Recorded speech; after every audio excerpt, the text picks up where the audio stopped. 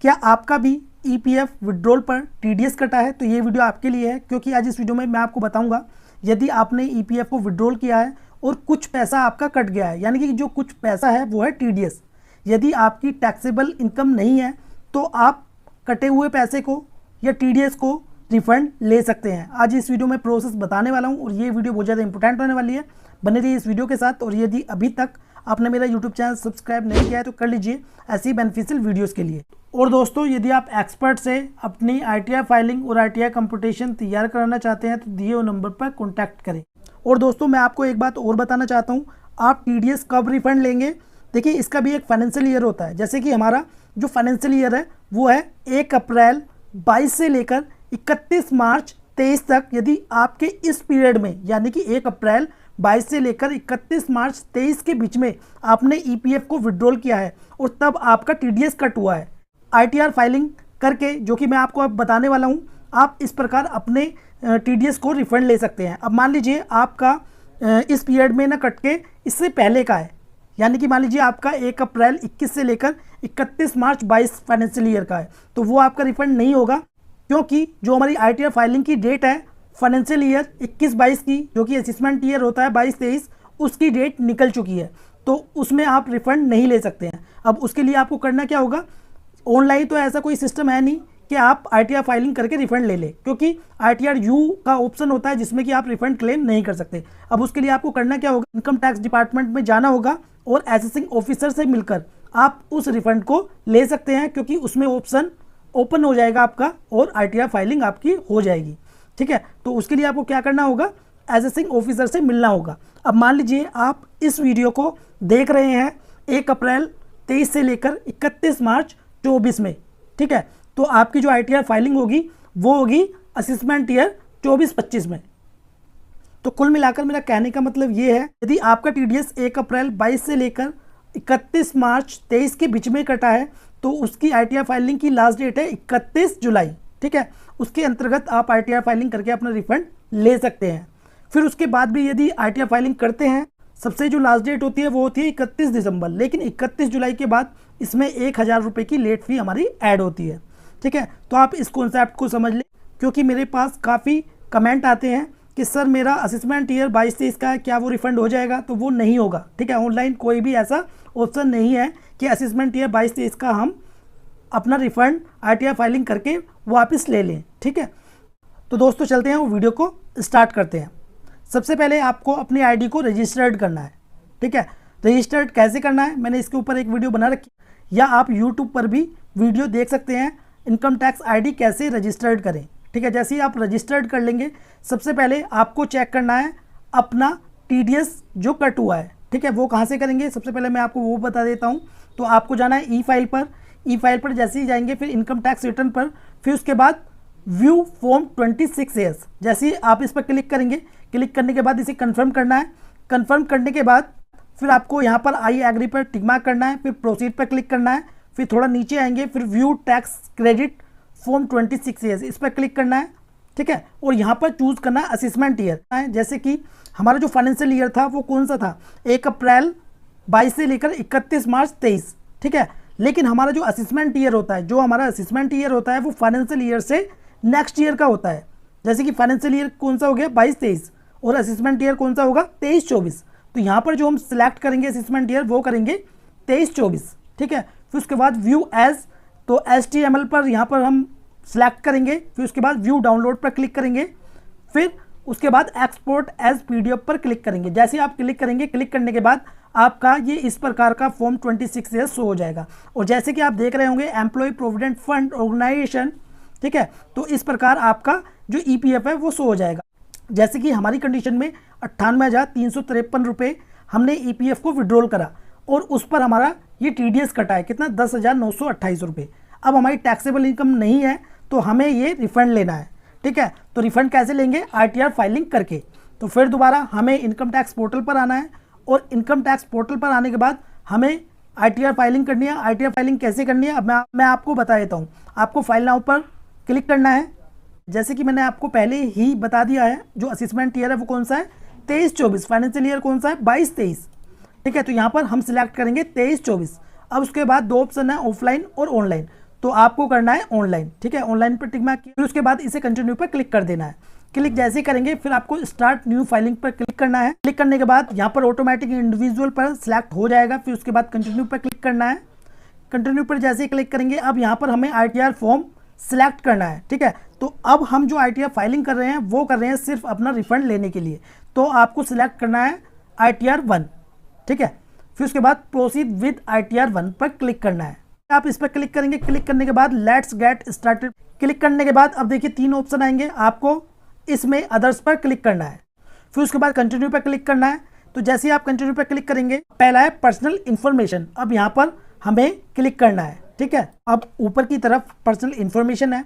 अब यहाँ पर नेचर ऑफ एम्प्लॉयमेंट में आपको सिलेक्ट करना है अदर्स। फिर उसके बाद नीचे आएंगे, नीचे आने के बाद यहाँ पर आपको टिक मार्क करना है नो पर, ठीक है। फिर नीचे आएंगे, नीचे आने के बाद देखिए यदि आपका इनकम टैक्स पोर्टल पर बैंक अपडेट नहीं है तो आपको इसमें अपना bank account number IFSC code को ऐड कर देना है प्रोफाइल में जाकर, ठीक है। अदरवाइज है तो आपका ठीक है। लेकिन एक बात मैं आपको बता दूं, आपका जो बैंक अकाउंट है वो वैलिडेट होना चाहिए, ठीक है। यानी कि आपका मोबाइल नंबर, मेल ID और बैंक अकाउंट में पैन नंबर लिंक होना चाहिए, अदरवाइज आपका जो रिफंड है वो रुक सकता है, ठीक है। तो आपका अपडेट बैंक अकाउंट होना चाहिए। अब जैसे कि सिलेक्ट फॉर रिफंड ऐसे है, इसको ऑन कर देना है ऐसे, ठीक है। फिर उसके बाद कंफर्म पर क्लिक करना है। अब उसके बाद ग्रॉस टोटल इनकम आपको इस पर क्लिक करना है।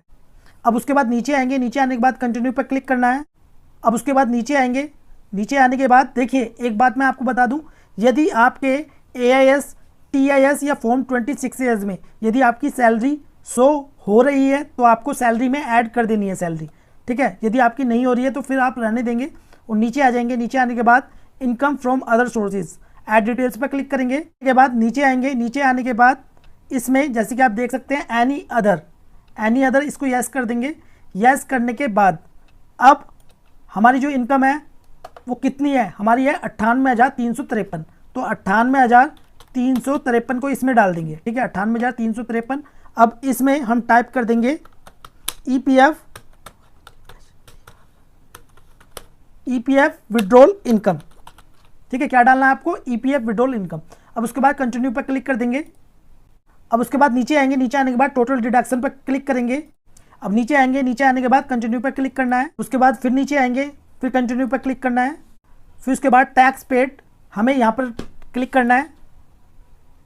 तो देखिए जो हमारा TDS कटा है वो हमारा कहाँ पर शो होता है, वो होता है टैक्स पेड में, ठीक है। टैक्स पेड में जो हमारा TDS कट हुआ है, जो हमारा पैसा कटा है वो कहाँ पर शो होगा, वो होगा टैक्स पेड में। अब जैसे कि यहाँ पर हमारी जो TDS की अमाउंट है वो शो हो रही है, जैसे कि आप देख सकते हैं TDS की अमाउंट जो पैसा हमारा कटा था EPF विड्रॉल पर वो था 10,928 रुपये। तो अब हमारा 10,928 रुपये यहाँ पर शो हो रहा है, कहाँ पर, टैक्स पेड में। अब नीचे आएंगे, नीचे आने के बाद इसको कंफर्म कर देंगे, ठीक है। क्लिक करना है कंफर्म पर। अब उसके बाद फिर नीचे आएंगे और अब हमें क्लिक करना है टोटल टैक्स लायबिलिटी, यहाँ पर क्लिक करेंगे। अब नीचे आएंगे, नीचे आने के बाद अब हमें कंफर्म पर क्लिक करना है। नीचे आएंगे, नीचे आने के बाद प्रोसीड पर क्लिक करना है। फिर नीचे आएंगे, नीचे आने के बाद प्रीव्यू रिटर्न पर क्लिक करना है। तो इसमें ऊपर टिक मार्क करके यहाँ पर, ठीक है, इसे प्रोसीड टू प्रीव्यू पर क्लिक करना है।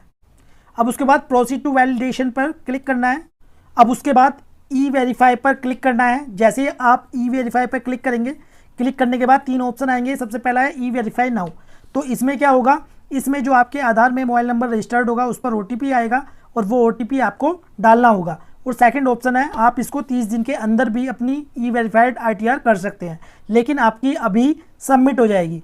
फिर तीसरा ऑप्शन है, आप अपनी जो एक्नॉलेजमेंट है, आप यदि E-वेरीफाइड नहीं करते हैं तो आप इसको बेंगलुरु CPC बेंगलुरु इसको स्पीड पोस्ट कर सकते हैं 30 दिन के अंदर, ठीक है। तो सबसे अच्छा अपनी ITR को E-वेरीफाइड करने का जो ऑप्शन है वो पहला वाला है।